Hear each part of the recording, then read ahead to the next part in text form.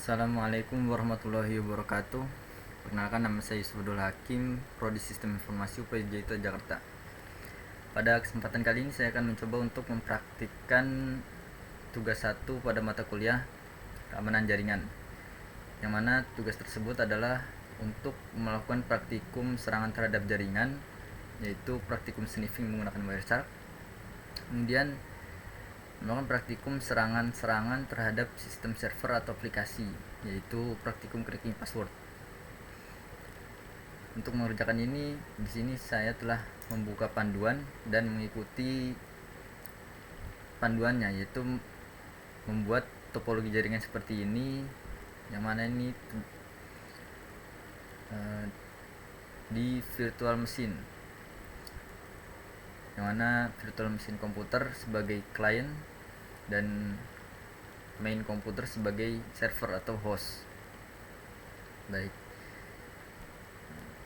Kemudian mungkin di sini saya akan mencoba untuk jadi ini supaya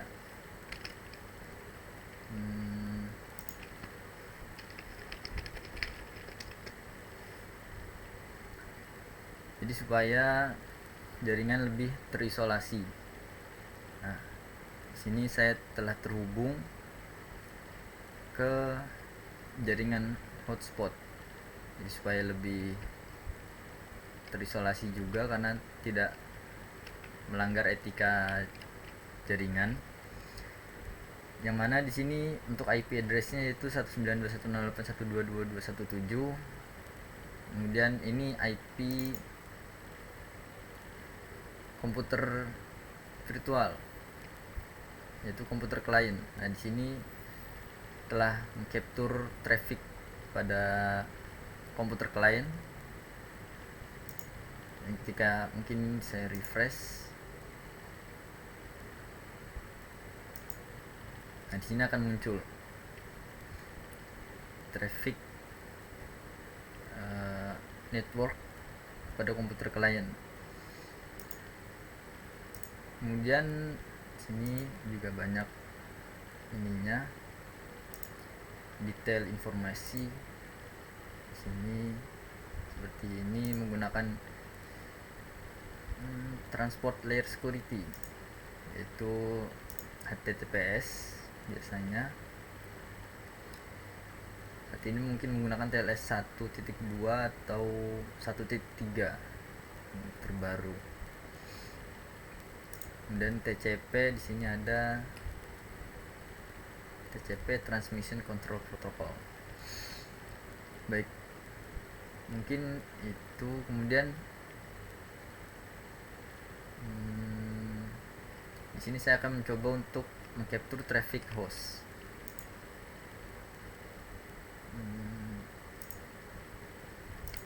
Di sini. Jadi karena kalau di panduan itu menggunakan telnet, tapi di sini saya akan mencoba untuk menggunakan SSH supaya lebih terenkripsi. Baik. Di sini untuk IP address host itu 192.168.122.1. Kemudian yang di capture di sini saya tidak menggunakan Wireshark, melainkan menggunakan TCP dump seperti ini. Untuk interface-nya setting default saja karena sudah capture traffic WiFi atau hotspot milik saya pribadi. Seperti ini. Nah, di sini sudah muncul. Kemudian untuk mencoba mengcapture traffic networknya, di sini saya akan mencoba di sini Facebook. Saya refresh, kemudian cek kembali. Nah, di sini muncul.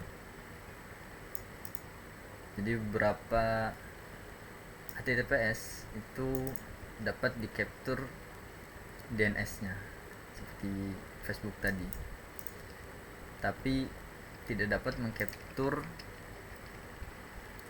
user login atau post data ke backend, itu tidak bisa. Kemudian langkah berikutnya di sini saya akan mencoba untuk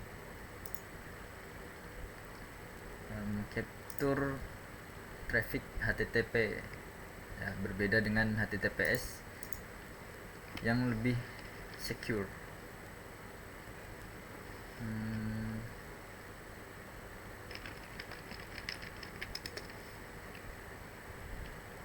Di sini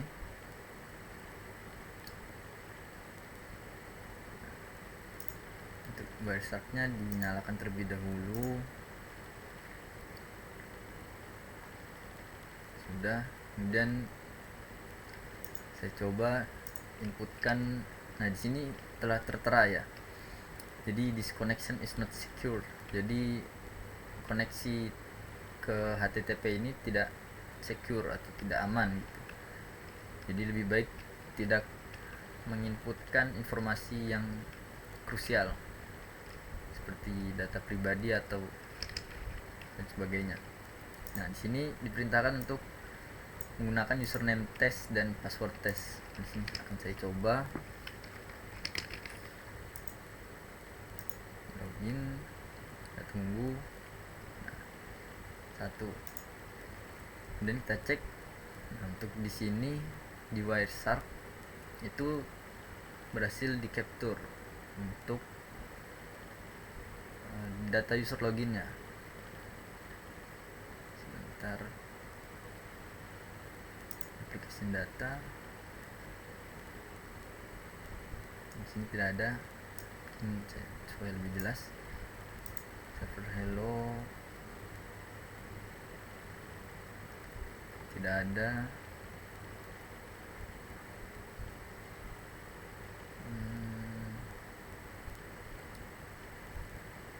Mungkin cari di sini post,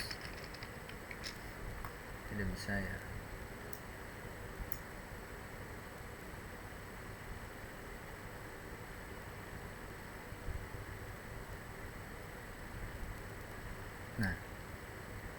Nah di sini HTTP. HTTP. Nah, sini muncul untuk user info, post user info. Nah, kemudian di detail informasinya terdapat data, seharusnya terbaca. Sini tidak ada. Nah, di sini terlihat untuk post username yaitu tes, kemudian passwordnya yaitu tes juga. Itu untuk HTTP, karena untuk HTTP ini tidak secure, jadi tidak disarankan untuk mengakses maupun membuat HTTP ini publik. Jadi kalau untuk jaringan lokal saja mungkin aman. Coba. Nah, kemudian untuk verifikasinya sini saya akan coba ulang. Di sini tes, saya biarkan.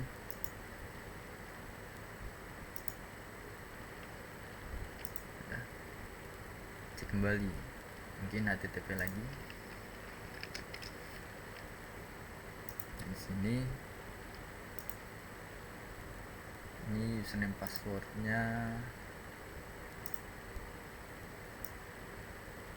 Nah, lihat di sini username-nya diubah menjadi tes, kemudian UCC mungkin nomor HP atau bukan. Kemudian di sini ada user phone, email dan sebagainya. Jadi untuk HTTP ini informasi pribadi yang dipost melalui HTTP dapat terbaca, dapat di capture di Wireshark sini. Mungkin seperti itu. Saya hentikan.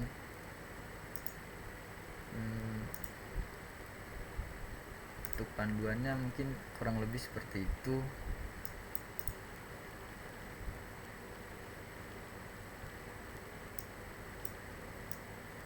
Di sini menginputkan username dan password pada telnet server ya. mungkin sedikit berbeda tapi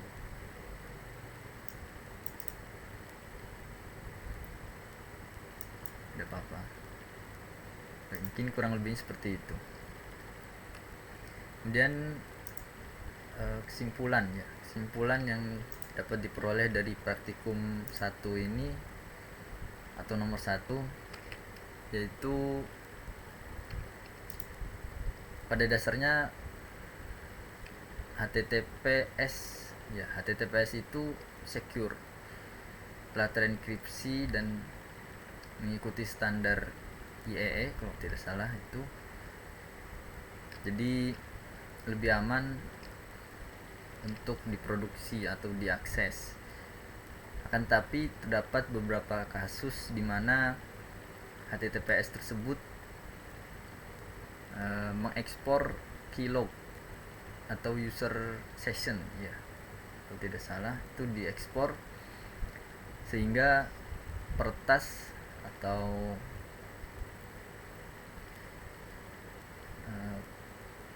peretas itu dapat mendapatkan user sessionnya, kemudian di Wireshark ini dapat di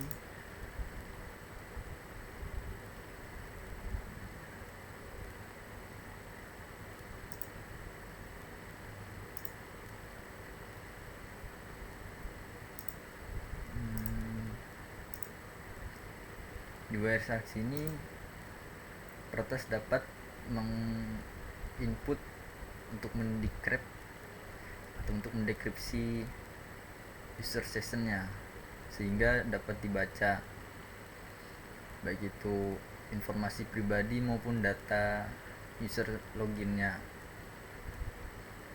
Sini saya lupa sebentar.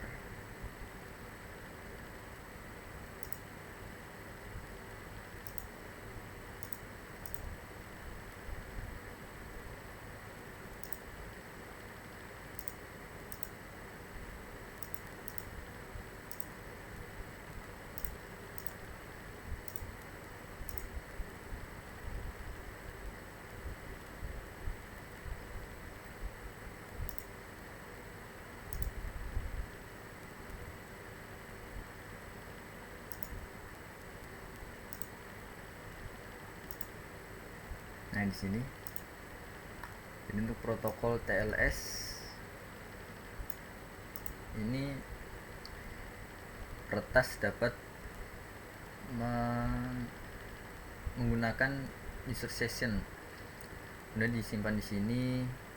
Kemudian nanti ketika mengcapture traffic HTTPS yang TLS yang terdapat TLS 1.2 tadi, nah nanti dapat didekripsi karena telah mendapatkan user sessionnya.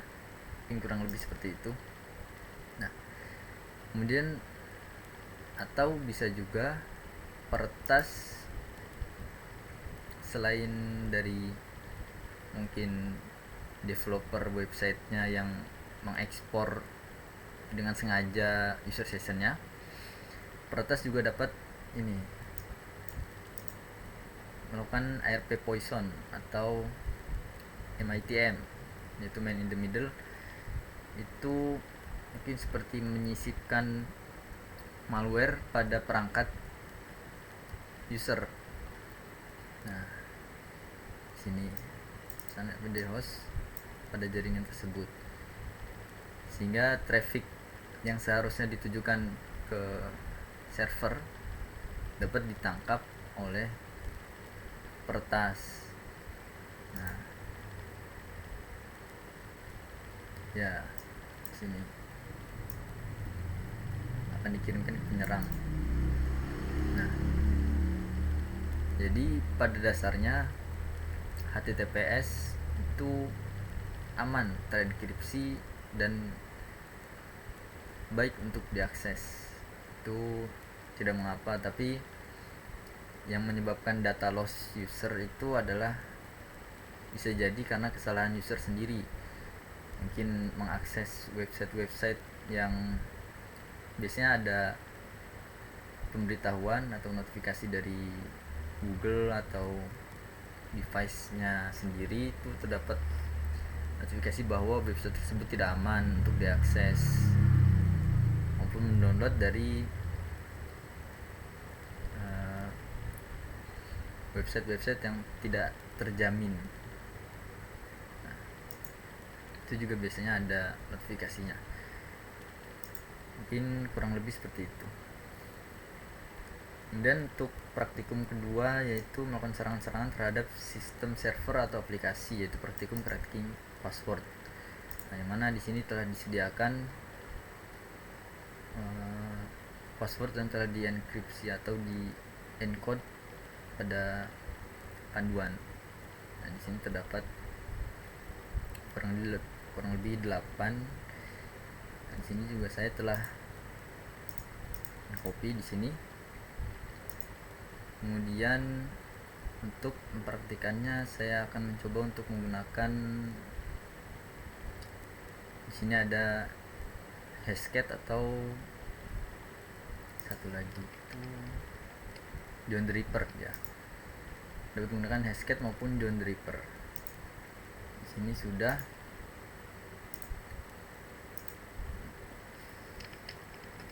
Atau mungkin yang 3 ini tidak dulu, karena ini sepertinya bukan hashing dari MD5. Ini MD5 standar atau sudah cukup lama MD5 ini, jadi cukup mudah untuk mendekripsi atau mendekode-nya.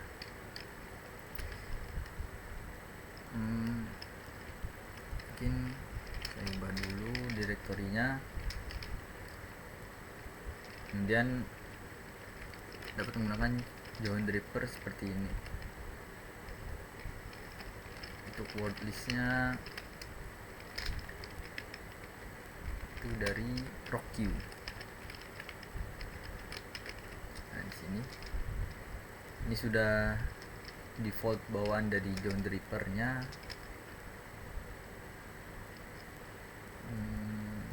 Oh ya, ini sebelumnya sudah saya cracking passwordnya, dan mungkin akan saya coba tampilkan kurang lebih seperti itu. Nah, berhasil. Jadi password ini setelah di crack atau di decode atau dekripsi itu menghasilkan output 1, 2, 3 ini.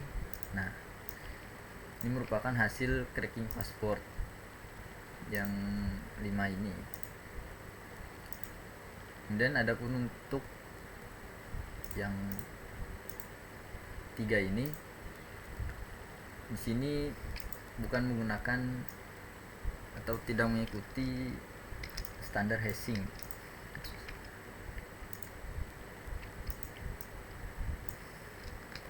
Sehingga John the Ripper maupun Hashcat tidak dapat membacanya.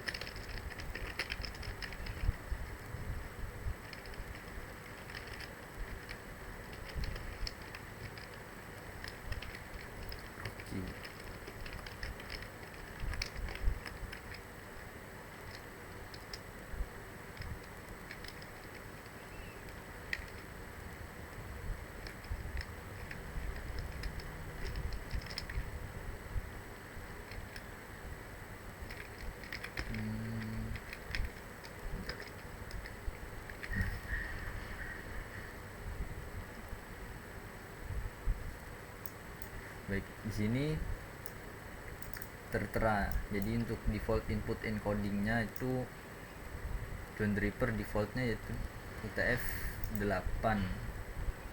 Dan ketika ingin meload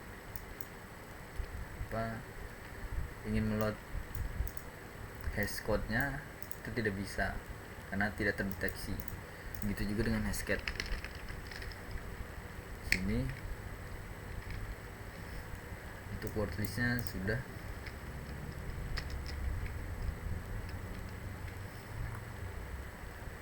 Nah, di sini juga sama.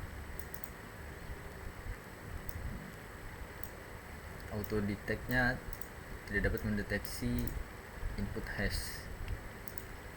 Ini kurang lebih seperti itu. Jadi untuk 3 password ini saya sudah mencoba. Jadi untuk 3 password itu karena bukan hashing, di sini saya telah mencoba menggunakan AI dan berhasil. Itu ChatGPT. Sini saya coba. Semoga terlihat.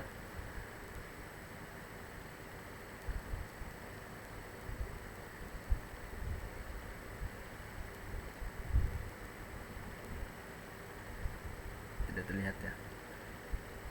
Mungkin kurang lebih seperti itu. Jadi di sini saya hanya tinggal meminta AI untuk mendecode-nya dan itu berhasil. Sebentar.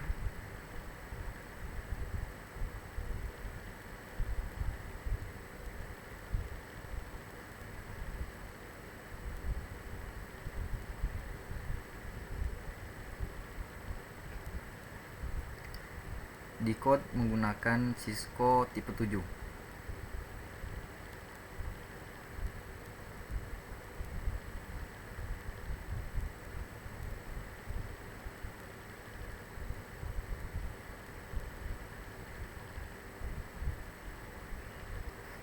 Sebentar.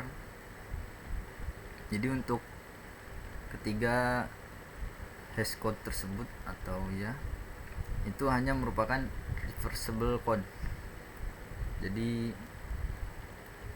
memang pada dasarnya tidak aman untuk produksi. Tidak hanya sekedar untuk menyembunyikan plain text-nya, tidak untuk protection.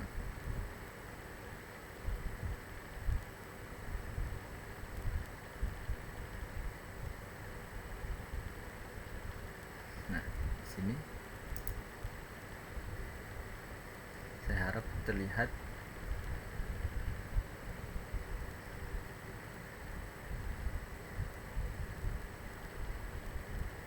Tidak bisa ya. Jadi kurang lebih seperti itu.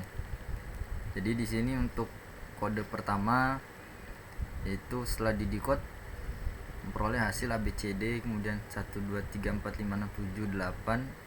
Itu yang kedua, kemudian yang terakhir password. Saya coba sebentar. Nah, di sini terlihat di ABCD, kemudian ini. Nah, jadi AI pun dapat mendecode-nya karena ini hanya sekedar reversible plain text.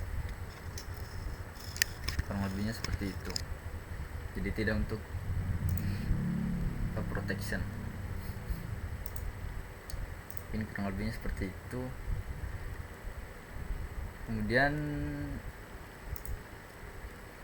di sini saya telah mencoba beberapa hash generator seperti MD5, kemudian di sini ada SHA terbaru, SHA 512 maupun menggunakan Bcrypt atau Argon 2, Argon 2 di sini. Nah, dan untuk verifikasi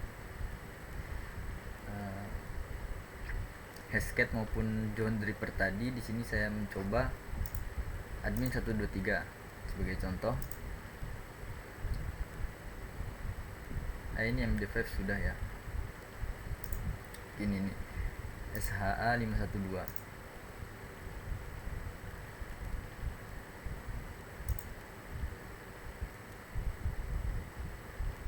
Oh, ini baik. Kemudian saya coba ini dihapus terlebih dahulu. Sini sudah. Ini tadi SHA-512. Dan ketika mungkin menggunakan John Draper terlebih dahulu, saya coba.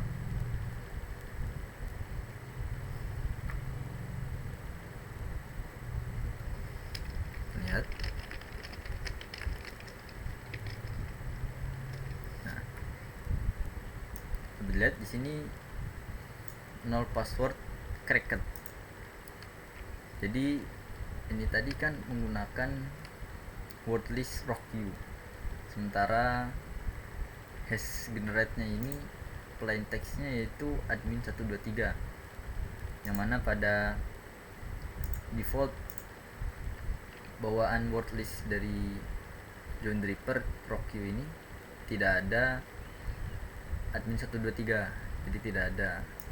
Nah, karena itu di sini saya mencoba membuat wordlist sendiri seperti ini, mungkin kurang lebihnya admin 123 ini, dan kita akan menggunakan wordlist tersebut.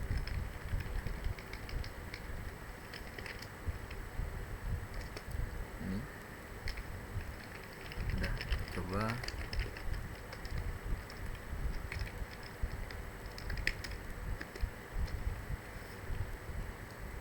Sini juga tidak berhasil untuk John Draper, masih belum dapat mengcrack passwordnya ya, mungkin tidak mendeteksi kalau ini. Nah, ini sehingga harus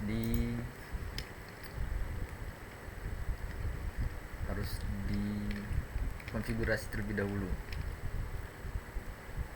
untuk John Draper. Sementara saya akan mencoba menggunakan Hashcat.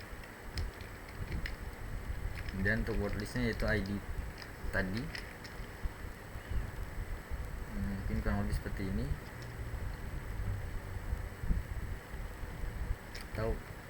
Nah, kalau di Hashcat itu akan mendeteksi inputnya atau hash mode-nya. Nah, di sini terdapat beberapa, kemudian kategorinya ini. Di sini saya akan mencoba untuk Hashcat yang pertama.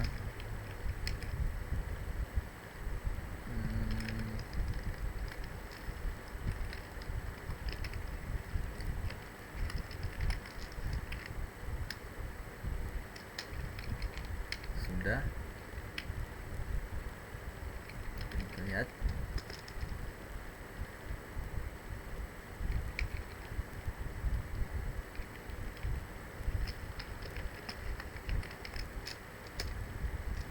Nah, terlihat di sini berhasil di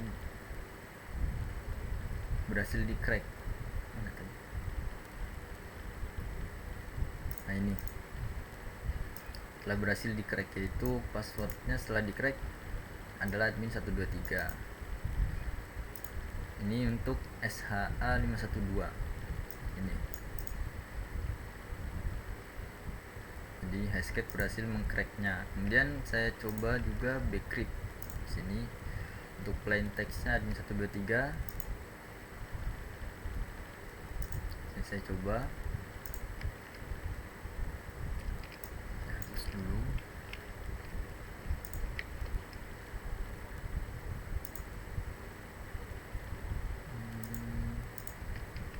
Dan menjalankan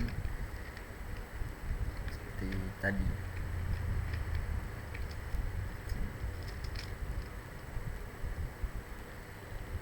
Nah, terlihat ya. Jadi kalau di Hashcat atau menggunakan Hashcat ini dapat mendeteksi hash mode-nya. Jadi yang sesuai apa akan ditampilkan. Dan ini Bcrypt, jadi menggunakan Bcrypt. Karena tadi SH512 menggunakan ini beda. Di sini saya akan mencoba menggunakan hash mode Bcrypt 3200.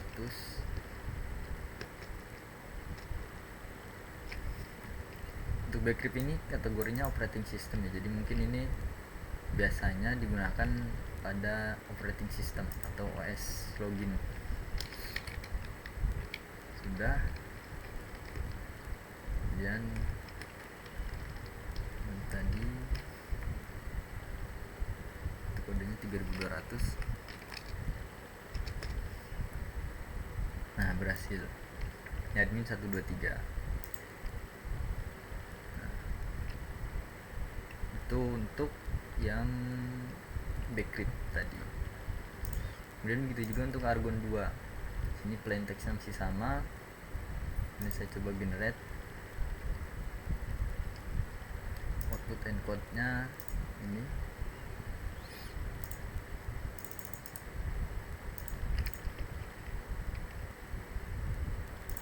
Saya coba lagi.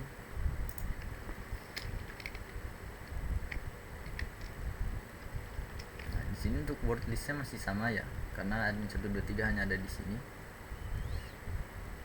Nah, untuk di Hashcat ini tidak mendeteksi apa-apa untuk yang Argon 2 tadi. Jadi tidak dapat mengcrack atau mendekripsi hashmode tipe Argon 2 untuk Hashcat. Nah, sekarang saya coba menggunakan John Draper. Word listnya ini.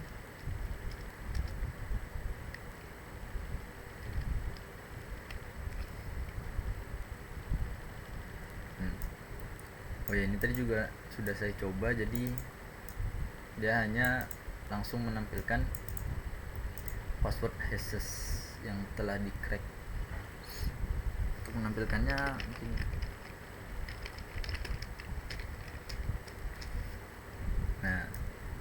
berhasil. Jadi passwordnya berhasil di crack, yaitu admin 123. Jadi masing-masing tools itu memiliki kelebihan dan kekurangannya masing-masing. Seperti tadi di Hashcat tidak dapat atau mungkin belum dapat mengcrack password Hashcat atau hash tipe Argon 2, hashmode tipe 2 Argon 2. Mungkin seperti itu. Nah, jadi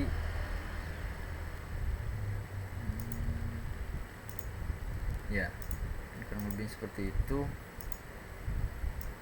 Dan itu tracking.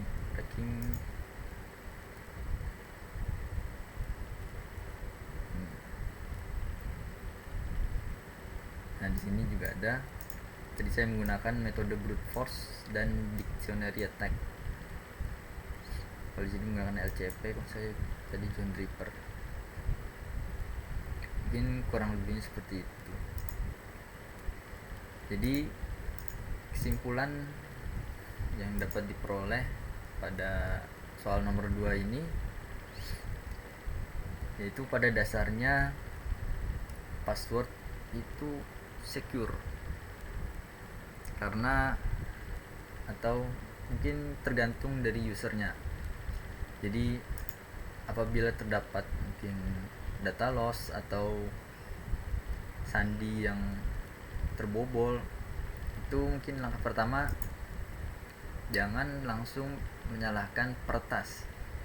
Lebih baik untuk mengkoreksi diri sendiri apakah passwordnya sekiranya mudah untuk di crack atau di bobol ini atau tidak. Kemudian tadi juga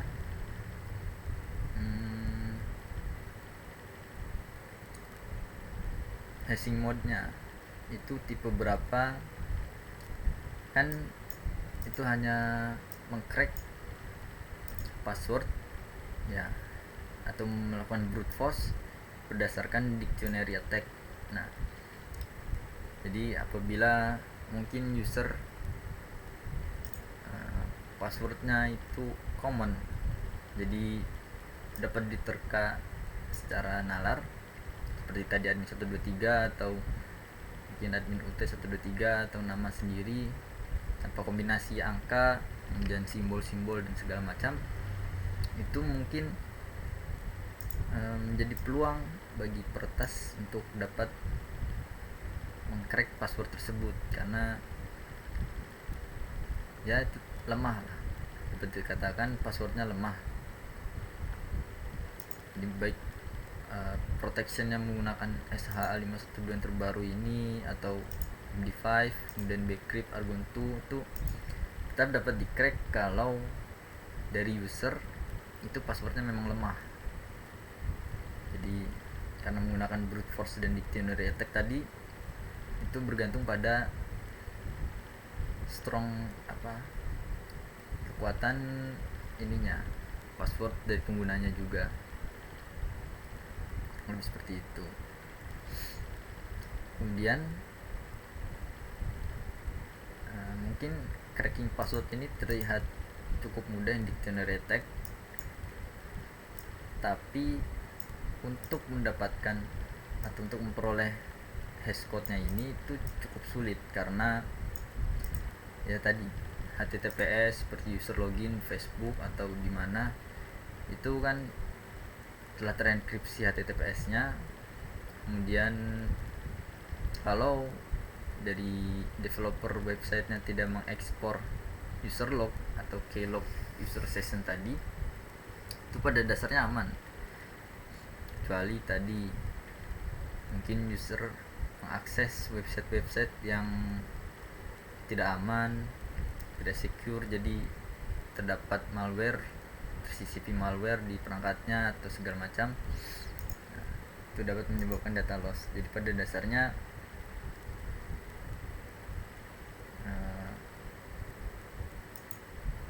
HTTPS kemudian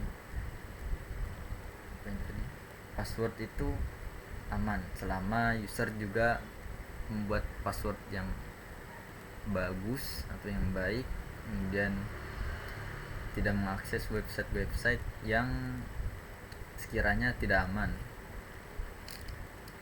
Nah, mungkin seperti itu kurang lebihnya. Kemarin tadi sudah langkah-langkah hasil dan analisa praktik. Mungkin hasilnya nanti akan saya upload beserta dengan video ini. Kemudian kata-kata penutup, mungkin sekian yang dapat saya sampaikan pada kesempatan kali ini. Mohon maaf atas banyaknya kurangan, dan mohon maaf apabila memakan waktu yang cukup lama. Sekian dari saya. Assalamualaikum warahmatullahi wabarakatuh.